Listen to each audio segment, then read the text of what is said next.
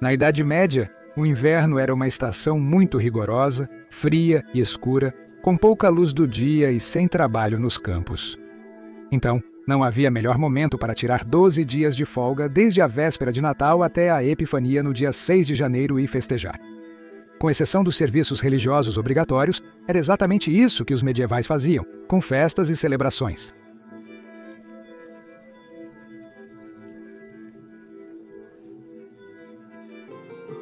Partidas de futebol no Natal ainda são uma tradição hoje na Inglaterra, mas suas origens remontam ao século VIII. O futebol medieval era bem diferente do atual, com partidas sazonais no Boxing Day. Era mais uma briga violenta, sem regras.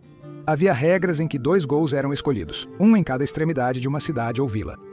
O alpendre de uma igreja, janela ou telhado específico de uma casa poderia ser usado como uma das extremidades do campo, mesmo que estivesse a quilômetros de distância. E as regras terminavam aí, pois o objetivo era levar a bola, uma bexiga de porco inflada, até o gol por quaisquer meios. Pode parecer inofensivo um pouco de futebol festivo, mas durante os chutes, mordidas, cabeçadas uns nos outros e na bola, tropeços, carregamentos, puxões de cabelo e socos, muitas pessoas ficavam gravemente feridas e algumas até morriam. O jogo podia durar dias e envolvia todos na cidade, até mesmo as esposas e jovens meninas que escondiam a bola em suas saias para obter vantagem. O futebol também ocorria em outros festivais religiosos, como Pentecostes e Páscoa. Entretanto, a violência excessiva presente no esporte se tornou um grande problema. Em 1314, o prefeito de Londres proibiu o jogo nas proximidades da cidade. 15 anos depois, Edward III baniu o jogo de todo o reino, preferindo que os homens usassem suas energias em passatempos mais saudáveis, como a prática de arco e flecha. Infelizmente, durante uma partida realizada no século XIII, um jovem em Northumberland morreu porque ele, citando, correu para a adaga de um jogador adversário. Ele não foi o único morto durante um jogo de futebol medieval. Em 1440, os franceses foram ameaçados de excomunhão caso insistissem em jogar o perigoso jogo de futebol usado para resolver rancores e inimizades sob o véu de diversão.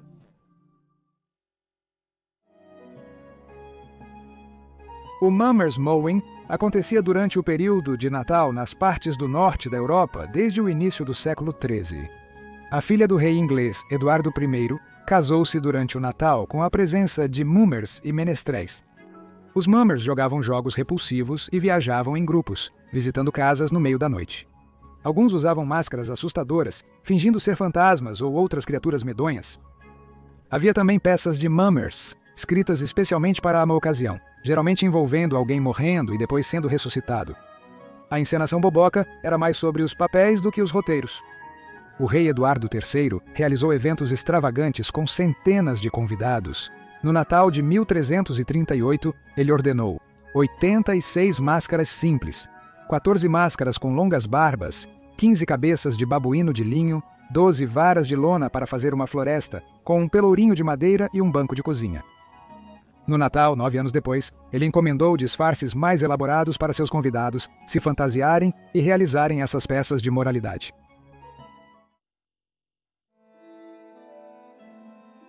Cantando canções de Natal. Isso remonta ao século XIII, quando as canções de Natal eram todas sobre dança em roda. O canto de Natal inicial envolvia pessoas de mãos dadas ou braços entrelaçados em um grande círculo, com apenas uma pessoa no centro cantando, em vez de um grupo reunido para cantar. O líder no centro cantava os versos enquanto os outros giravam, pulando de um lado para o outro e se juntavam ao coro quando recuperavam o fôlego.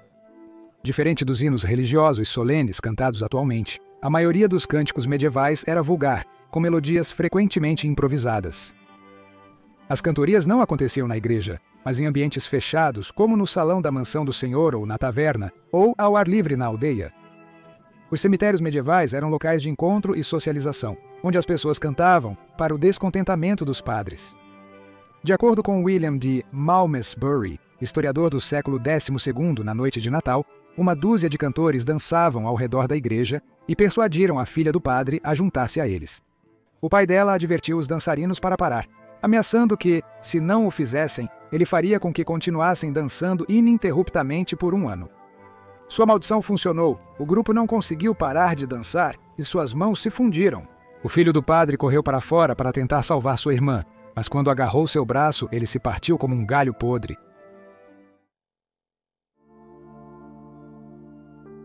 Jantar de Natal. Geralmente havia uma casa senhorial situada no meio das terras de um senhor para uso exclusivo dele e de sua família. Era lá que os inquilinos pagavam aluguéis e multas, além de se reunirem no grande salão para refeições comunitárias no Natal e outras festas especiais. O grande salão poderia acomodar desde centenas de convidados em um grande castelo até cerca de 20 em uma modesta casa senhorial, variando em tamanho de acordo com a construção. De qualquer forma, era um espaço comunitário no Natal onde todos, ricos ou pobres, podiam se reunir para comer, dançar e se divertir. No Natal, todos deveriam se reunir e abrir suas casas de reis e senhores a humildes camponeses. Até a cabeça do javali, o sofisticado prato principal do jantar medieval de Natal, tinha seu próprio cântico. Como em todas as celebrações, a comida era essencial nas festividades. E esses aluguéis pagos ao chefe também podem incluir fornecer ao senhor um par de galinhas ou um porco para a ceia de Natal. No Natal, o Senhor do Solar demonstrava gratidão aos servos, devolvendo a eles sua própria comida como agradecimento. Toda a melhor comida sempre seria servida na corte real. Em 1213, o rei João da Inglaterra realizou uma festa de Natal com enormes quantidades de comida. Um pedido incluía 24 barris de vinho, 200 cabeças de porco, 1000 galinhas, 50 libras de pimenta, 2 libras de açafrão e 100 libras de amêndoas. Tudo isso, além de 500 libras de cera, outras especiarias, guardanapos e linho, e 10.000 enguias salgadas encomendadas do xerife de Canterbury. Mesmo aqueles em casas menores comiam bem no Natal. O bispo de Hereford, Richard Swingfield, recebeu 41 convidados em sua casa em 1289. Eles tiveram 3 refeições em um dia e jantaram 2 carcaças e 3 quartos de boi, 2 bezerros, 4 veadas, 4 porcos, 60 aves, 2 gansos, pão e queijo. Eles também conseguiram beber 40 galões cada de vinho tinto e branco. Após tanta comida e bebida, é compreensível que ninguém tenha sido capaz de acompanhar o quanto de cerveja foi consumido. Se um senhorio não pudesse acomodar todos os inquilinos em um jantar de Natal refinado, ele poderia fornecer suprimentos para que desfrutassem em suas próprias residências.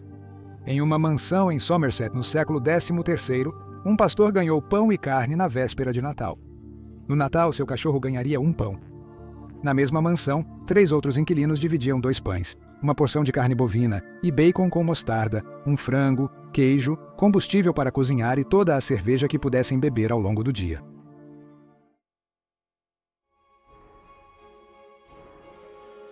Para os islandeses, dezembro significa apenas algumas horas de luz do dia, geralmente entre 4 e 5. Para os medievais islandeses, isso significava noites longas e frias e um período de perigo, quando acreditavam que criaturas malignas vagavam pela terra. As sagas islandesas relatam eventos estranhos durante o festival de Yule. Em uma saga, um fazendeiro convida seus vizinhos para a ceia de Natal, mas vários fantasmas aparecem e causam problemas. O espírito festivo sacudiu a lama de suas roupas, respingando nos outros convidados. Quem tentou impedi-los, adoeceu e morreu.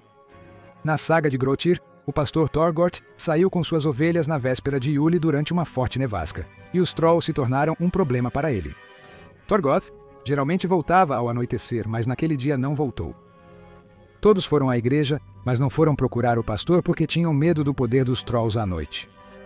No dia de Yule, eles encontraram o pastor Thorgoth com o pescoço quebrado e todos os ossos do corpo deslocados.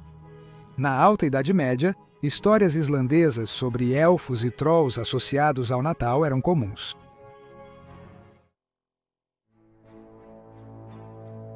Justas.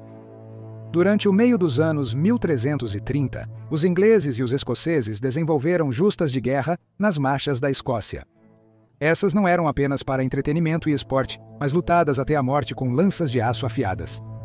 Em uma justa realizada em Berwick para celebrar o Natal, Henry Conde de Derby liderou 20 cavaleiros ingleses contra o mesmo número de escoceses.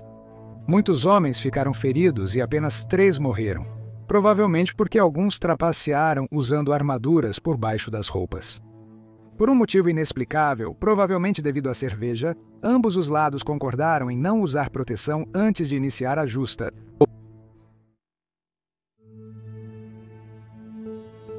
Tora de Yule. Essa tradição medieval, provavelmente originada na Escandinávia, era um costume pagão absorvido pelo Natal cristão.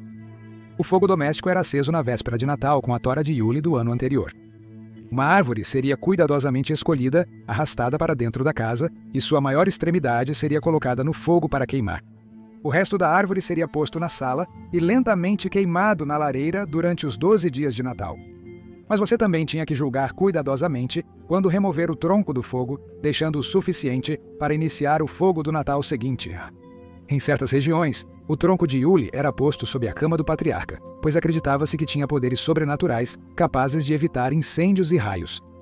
Agora estamos felizes o suficiente para apenas saborear um delicioso bolo de chocolate em forma de tronco, em vez de ter uma árvore em chamas na sala de estar. Muitas das tradições populares de hoje têm raízes nos curiosos e maravilhosos costumes natalinos originados na Idade Média.